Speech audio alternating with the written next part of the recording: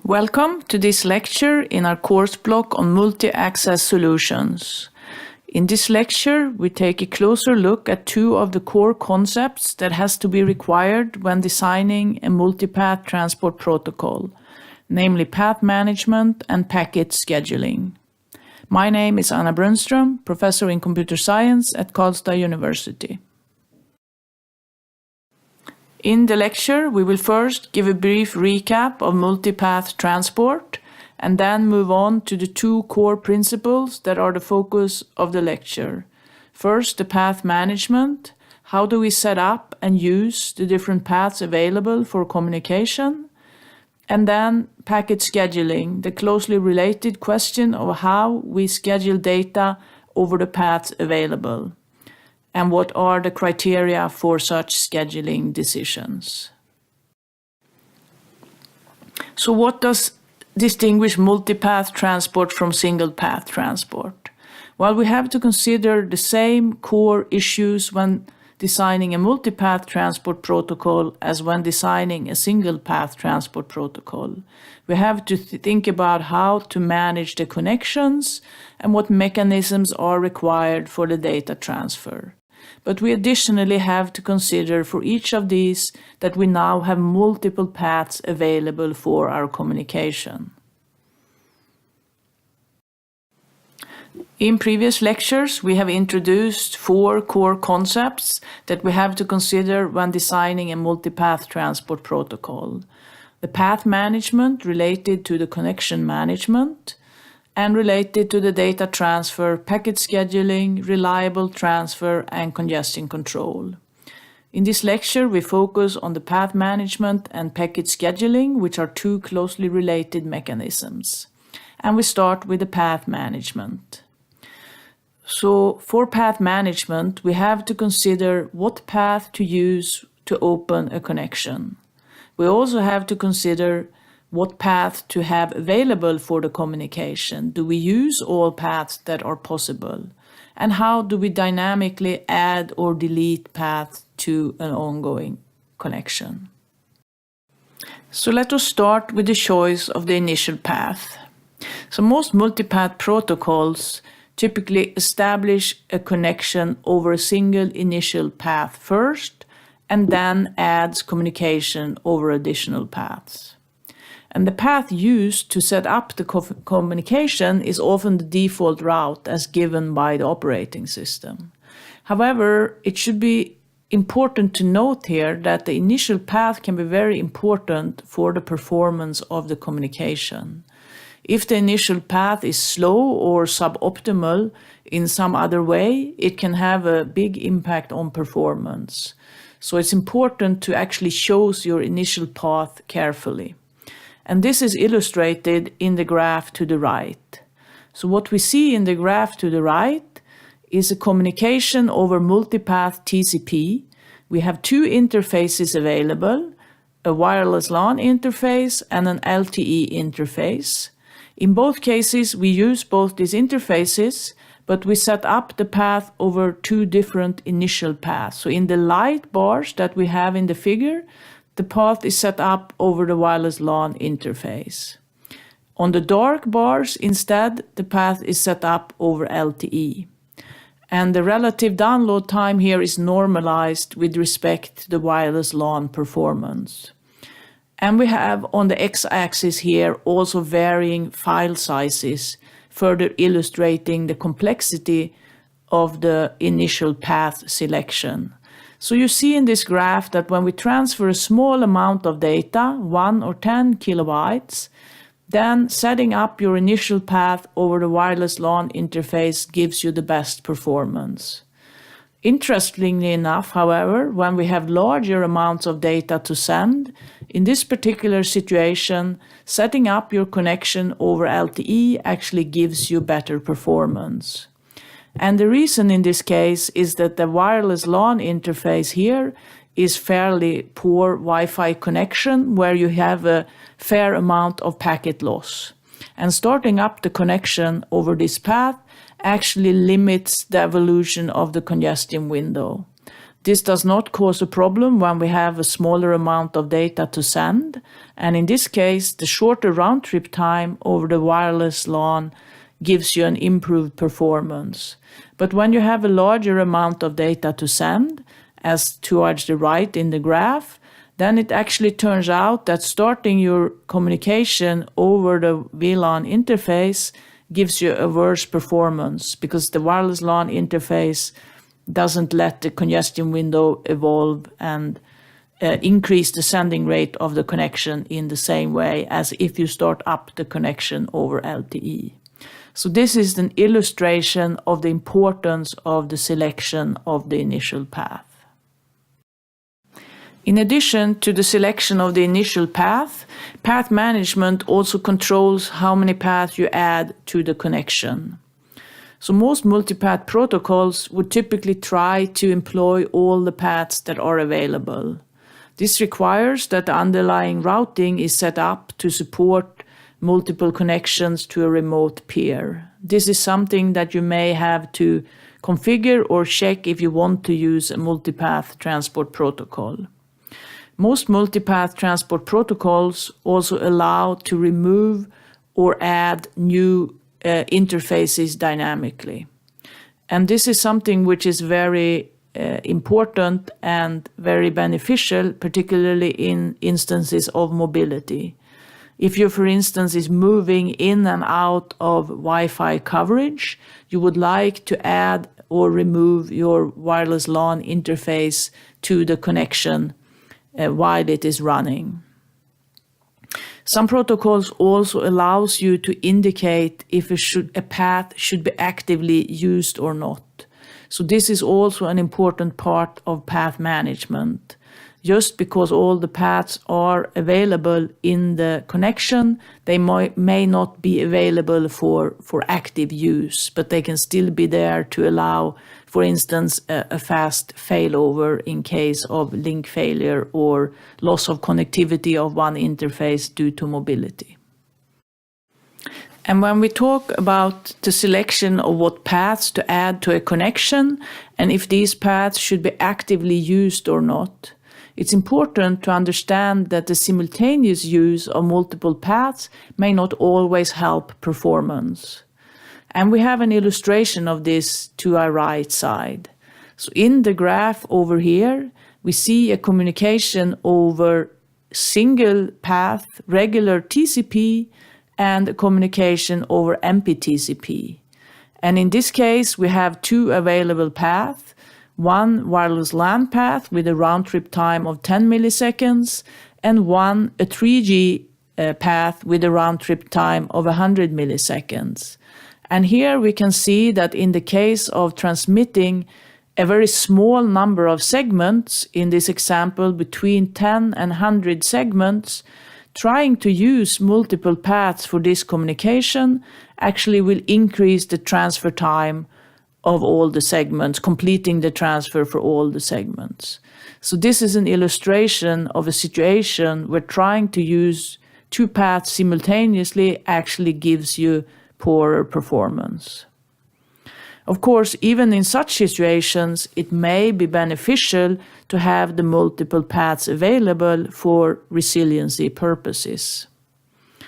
And the multipath protocols themselves typically lack the ability to detect when the use of multiple paths is beneficial or not. So even if they have the mechanisms to perhaps indicate if a path should be used or not, you typically need some help from the application or the surrounding transport system in order to make the good choices here.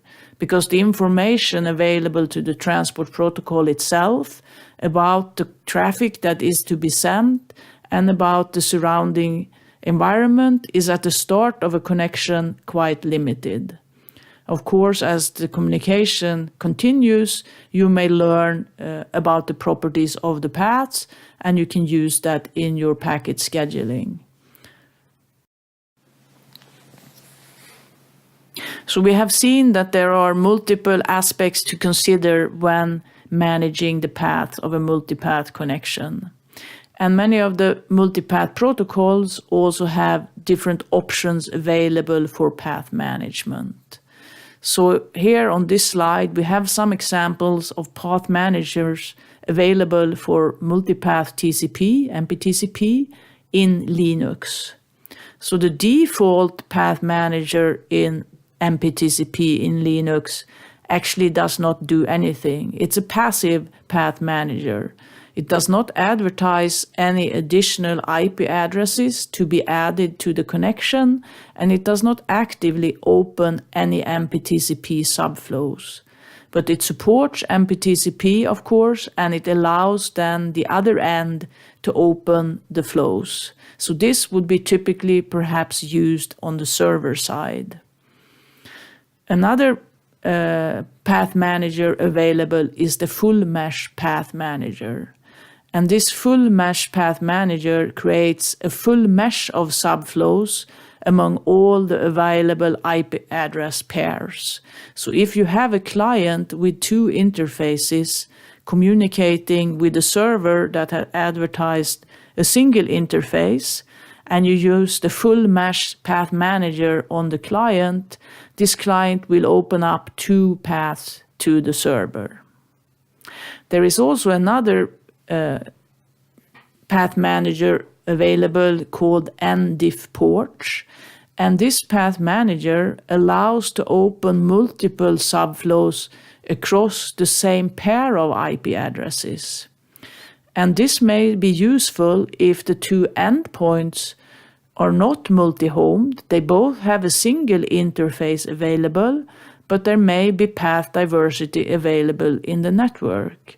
And one typical use case of this would be in a data center scenario where the connection to the servers in the data center may be over a single connection, but you often have path diversity available inside the data center fabric. And here you can use the NDiff port path manager to have MPTCP take advantage of this path diversity.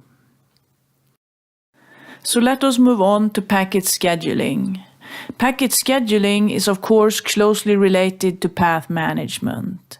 So while the path management sets up the different paths available in a connection, the packet scheduler is responsible for determining which path to use for sending a particular data packet.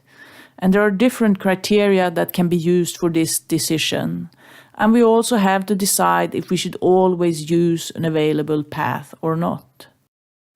So in order to make this decision, to decide on which path to send a particular data packet, most multipath transport protocols have one or several schedulers available.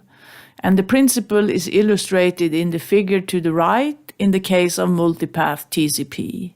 So the application passes down its data into the multipath transport protocol send queue, in this case the send queue of the MPTCP protocol. And the scheduler of MPTCP is then responsible for determining which underlying TCP subflow to use for a particular data packet. And those subflows are then transmitting the data to the other end over the network layer. So what decides what path to use for a particular data packet? Well, this really depends on the goals of the scheduler. And there has been many different schedulers proposed in the literature. And as I just mentioned, most multipath transport protocols also have several schedulers available, allowing different behavior of the protocol depending on the needs. And in the table, we have a few examples. So the lowest RTT first, the LRF scheduler, tries to schedule packets on the path with the lowest RTT among the available paths. And this mechanism tries to maximize the throughput while also keeping the latency reasonably low. Another example is the redundant scheduler. So in this scheduler, you send all the data packets over all the available paths. So this is of course not very efficient and not something that you would use for sending large amounts of data, but it's an example of a scheduler that you could use to increase the robustness. The shortest transfer time first, the STTF scheduler, targets minimizing latency. In this scheduler, it tries to calculate the expected transmission time of a packet over each of the available paths. And here, this scheduler also considers paths that are currently unavailable. So this scheduler is non-work conserving and may decide to not send the packet on an available path, but instead wait for another path to become available if it believes that this may speed up the communication. Another common scheduler is the priority scheduler. And this scheduler has given a priority on the different paths, and it tries to use the path with the highest priority as much as possible and only uses other paths if the high priority path is not available. And this is a scheduler you may want to use if you have some path, for instance, that is less costly or very much preferred to use for some other reason. So as we saw on the previous slides, different schedulers have different goals for their scheduling decisions. And in the scheduler decision, the schedulers also have to take other properties of the paths into account. And in particularly, the availability of the paths is such a key mechanism. So for instance, a transport protocol that is congestion controlled may have a path that is using its congestion control fully, and that path will not be available for any immediate scheduling of packets. So this is something that many schedulers then only look at the available paths and only consider those in their scheduling decisions, always sending packets on available paths in a work-conserving fashion. Whereas, as I mentioned previously, some other schedulers, like the STTF scheduler, makes a different decision and also looks at paths that are currently unavailable and possibly waiting for them to be available rather than using currently available paths. And that is a non-work conserving scheduler. And paths may, of course, also be unavailable for other reasons. They may, for instance, be temporarily blocked by other network applications. So to summarize, the selection and use of paths are very important to multipath protocols, and we have looked at the two closely related concepts of path management and packet scheduling. And in our path management and packet scheduling, we have to consider what is the goal of our communication and of the use of the multiple paths. And that will tell us how to use the paths in different ways, both which paths to use and when to use them. And most multipath protocols provide different algorithms both for the path manager, for selecting the path, and for the packet scheduler and how to use the paths. And the choices we make on path management and packet scheduling then give us different behaviors for those protocols.